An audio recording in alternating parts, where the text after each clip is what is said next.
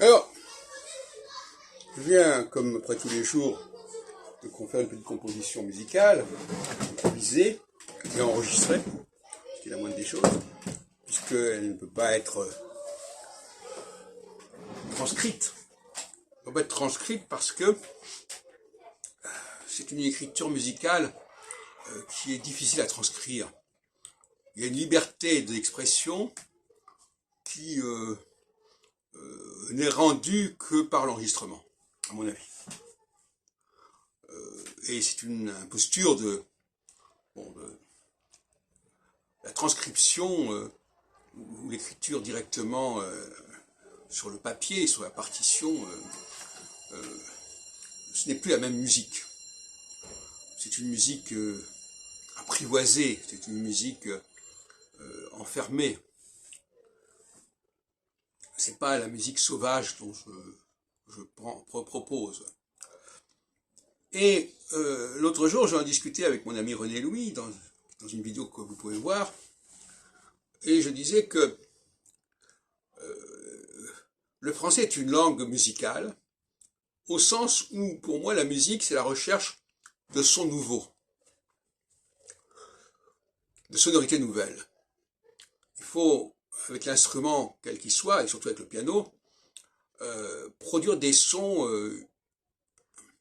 nouveaux, des combinatoires nouvelles, qui ne sont certainement pas réductibles au clavier, aux touches du clavier, où chaque touche aurait, où la production musicale serait limitée à l'utilisation des touches du clavier.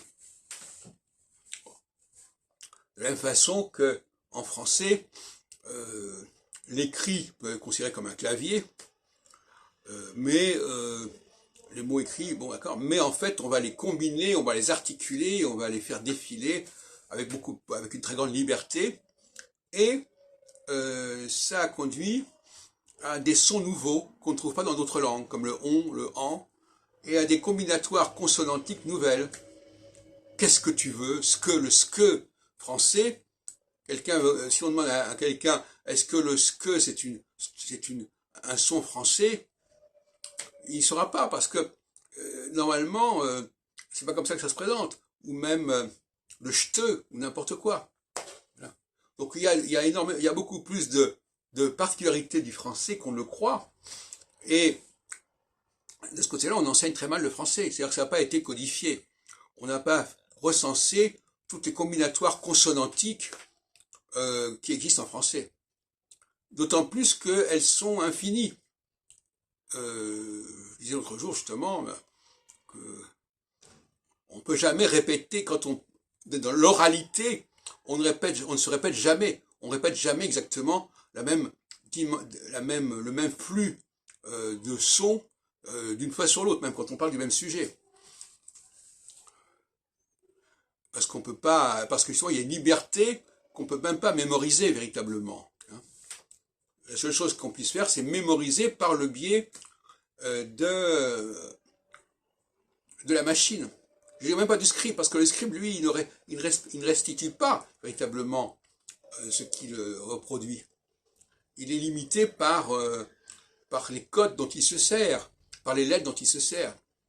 Alors que la machine, le magnétophone, etc., le téléphone maintenant, est capable de capter exactement et fidèlement le son qui est produit.